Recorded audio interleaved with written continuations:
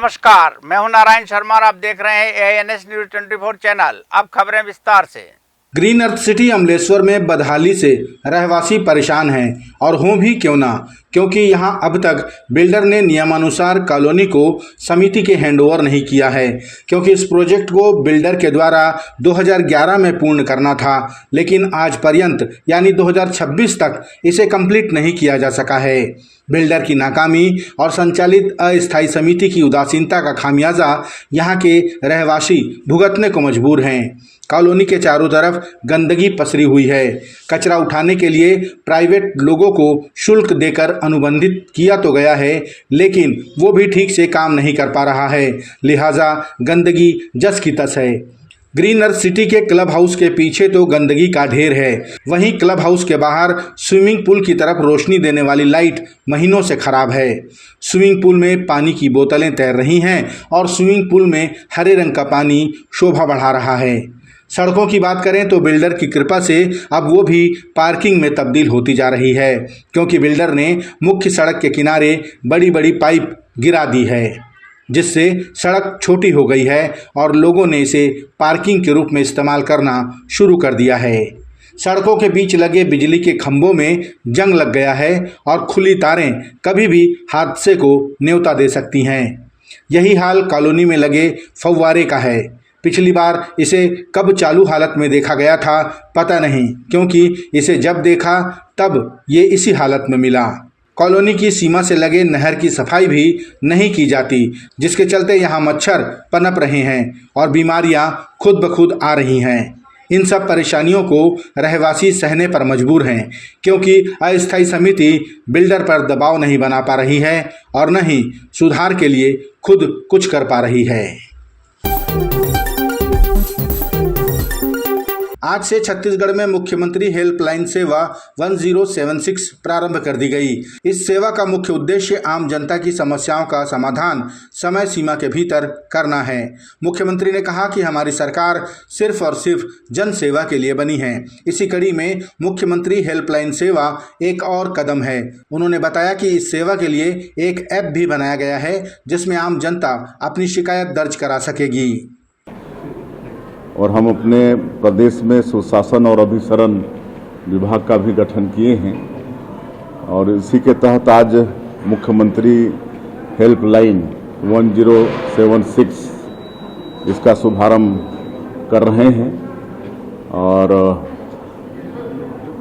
हमारे लोग 1076 में और लिखित रूप में भी और वेब पोर्टल में और मोबाइल ऐप में भी अपनी शिकायत यहाँ पर रजिस्टर्ड करा पाएंगे और यहाँ उनकी समस्याएं रजिस्टर्ड होंगी और सभी समस्याओं का एक टाइम बाउंड होगा समाधान का। तो मुझे पूरा विश्वास है कि इससे हम छत्तीसगढ़ की जनता का बहुत और ज़्यादा सेवा कर पाएंगे।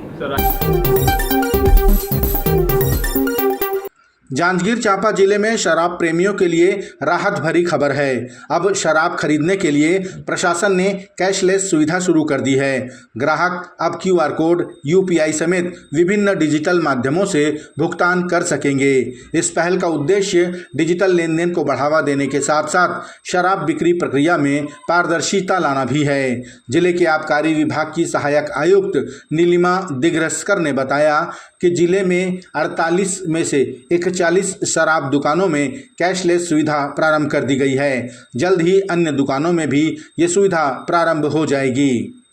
जांजगीर जिले में जो है 48 लाइसेंसी शराब दुकानें हैं। तो इन 48 दुकानों में से 41 दुकानों में ऑनलाइन पेमेंट की सुविधा ग्राहकों के लिए शुरू कर दी गई है। इस सुविधा के शुरू होने से दो चीजें होंगी। एक तो जिनके पास में कभी चिल्लर की समस्या आती है, कभी कभी दुकान में भी होती है और ग्राहकों के पास भी, तो इसका निराकरण हो जाएगा। और दूसरा, किसी भी प्रकार की अधिक पेमेंट लिए जाने संबंधी जो शिकायत प्राप्त होती है उसका भी निराकरण हो जाएगा। और सरकार जो है अधिक से अधिक ऑनलाइन पेमेंट की लेने के लिए ग्राहकों को प्रोत्साहित कर रही है। तो उस दिशा में इस जिले में ये कदम उठाया गया है और इसका बहुत अच्छा रिस्पांस मिल रहा है। तो उम्मीद करते हैं कि आने वाले दिनों में ग्राहकों के द्वारा अधिक से अधिक ऑनलाइन सुविधा का जो है उपयोग किया जाएगा। क्या आप यकीन करेंगे, राजधानी रायपुर में खुल गया है शुद्धता से परिपूर्ण, कम कीमत में अनलिमिटेड भोजन के साथ शुद्ध शाकाहारी श्री नारायण थाली। जी हाँ, यहाँ आपको मिलता है मात्र 170 रुपए में ऐसा स्वादिष्ट भोजन जिसका स्वाद आप कभी नहीं भूल पाएंगे। श्री नारायण थाली में आपको मिलती है 3 सब्जियाँ, दाल, कढ़ी, रायता, सलाद, पापड़, चावल, ढोकला, 2 प्रकार की चटनी, मीसी रोटी और गर्मा गर्म तावा रोटी जितनी आप खा सकें, साथ में गुलाब जामुन भी। तो एक बार जरूर आइए और अपने परिवार के साथ शुद्ध भोजन का स्वाद चखिए। हमारे यहाँ जैन थाली भी उपलब्ध है। श्री नारायण थाली शॉप नंबर 75 शुभ कदम के बाजू में सिटी सेंटर मॉल के पास, पंडरी, रायपुर। Phone number 90094 74545। रायपुर के police commissioner doctor Sanjeev Shukla ने कंट्रोल रूम में 31 मई तक की कार्रवाइयों की समीक्षा की और 15 जून से खुलने वाले स्कूलों के आसपास नशीले पदार्थों के व्यापार और उपभोग पर कड़ी नजर रखने के निर्देश दिए हैं। इस बैठक में तीनों जोन के डीसीपी, क्राइम व एडिशनल एसपी समेत सब डिवीजन के एसीपी उपस्थित रहे। बैठक में कमिश्नरेट लागू होने के बाद करीब 4.5 माह में किए गए अभियानों का मूल्यांकन कर आगे की रणनीति निर्धारित की गई, जिसमें पिछले 5 महीने लगभग जो कमिश्नरेट को हो चुके हैं, 4.5 महीने का समय हुआ है, उसमें की गई कार्यवाहियां और जो अपराध में अंकुश लगाने का जो प्रयास रहा है उसके संबंध में एक समीक्षा मीटिंग ली गई है, जिसमें सभी गैजेटेड ऑफिसर्स, तीनों जोन के DCP, crime DCP, additional DCP और सभी सब डिवीजन के एसीपी शामिल हुए, जिसमें अभी तक की जो कार्यवाहियां हुई हैं उनकी समीक्षा की गई। साथ ही आने वाले समय के लिए स्ट्रैटेजी जो है एक आउटलाइन किया गया है। साथ ही 15 जून से जैसे स्कूल खुलने वाले हैं तो स्कूलों के लिए कमिश्नरेट रायपुर पुलिस की क्या कार्य योजना है उसके बारे में भी चर्चा की गई है, जिससे कि स्कूल के आसपास होने वाले किसी भी तरह की नशे का सेवन या नशे का कारोबार जो होता है उस पर अंकुश लगाया जा सके और बच्चों को एक बेहतर स्कूल का माहौल दिया जा सके। अभिनेत्री व सांसद कंगना रनौत अभिनीत फिल्म भारत भाग्य विधाता की विशेष स्क्रीनिंग रायपुर में रखी गई, जहां मुख्यमंत्री विष्णुदेव साय सपरिवार फिल्म देखने पहुंचे। मुख्यमंत्री ने पूरी फिल्म देखने के बाद फिल्म की तारीफ की और कहा कि कंगना रनौत ने स्वयं इस फिल्म में एक नर्स की भूमिका निभाई है और ये फिल्म 26/11 के मुंबई हमले में अस्पताल के नर्सों के साहस और बहादुरी की कहानी है। बहुत अच्छी उनकी भूमिका एक नर्स के रूप में इस फिल्म में है और जो 26/11 को जो मुंबई में पाकिस्तानी आतंकवादी जो अटैक किए थे उनको लेकर है और कामा अस्पताल की नर्सेस ने साहस और बहादुरी के साथ जो घायलों की सेवा किए और मैम एक नर्स के रूप में इसमें भूमिका अदा की है और ये फिल्म निश्चित रूप से लोगों के लिए प्रेरणा का स्रोत रहेगा कि साहस और अपने कर्तव्य को कैसे निभाना चाहिए। मैं एक बार फिर उनका छत्तीसगढ़ की तरफ से बहुत बहुत अभिनंदन करता हूँ।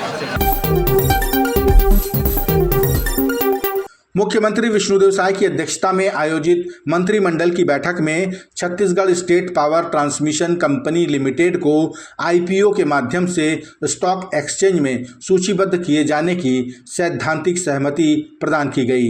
वहीं खरीफ 2026 से कृषक उन्नति योजना के नवीन स्वरूप को मंजूरी दी गई, जिसमें दलहन, तिलहन, मक्का, कोदो, कुटकी, रागी और कपास की खेती करने पर प्रति एकड़ 1500 रुपये आदान सहायता प्रदान की जाएगी। इसके अलावा सार्वजनिक वितरण प्रणाली के अंतर्गत 2026-27 में चना वितरण की निरंतरता बनाए रखने का निर्णय लिया गया। इसी कड़ी में योग विषय को समाज कल्याण विभाग से हटाकर चिकित्सा शिक्षा विभाग में लाने के प्रस्ताव को मंजूरी दी गई। इसके अलावा छत्तीसगढ़ खनिज नियम 2009 में संशोधन को भी मंजूरी दी गई। जांजगीर चांपा जिले के जिला जेल खोखरा में एक दिन पूर्व अनाचार के मामले में निरुद्ध हुए कैदी ने जेल के अंदर फांसी लगाकर आत्महत्या कर ली। सूचना मिलने पर पुलिस ने जांच शुरू की और शव को पोस्टमार्टम के लिए भेज दिया। अभी आत्महत्या का कारण अज्ञात है। दुआस केवट, पिता संतोष केवट, उम्र 21 साल का है, जो ग्राम जवाली बाकी मोगरा थाना क्षेत्र अंतर्गत का निवासरत व्यक्ति है, जिसको कल थाना बलौदा क्षेत्र अंतर्गत एक अनाचार के मामले में नाबालिग बच्ची को भगा कर ले जाने के मामले में जो है जेल दाखिल किया गया था। जो आज सुबह साफ सफाई काम करने के दौरान में जेल के अंदर ही बाथरूम में जो है एक कपड़े के सहारे जो है फांसी लगा लिया है, जिससे उसकी मृत्यु हो गई है। मर्ग पंचनामा कायम किया गया है, जांच कार्रवाई की जा रही है। ये थे आज के प्रमुख समाचार। आप देख रहे थे हमारा लोकप्रिय यूट्यूब चैनल AINS न्यूज 24।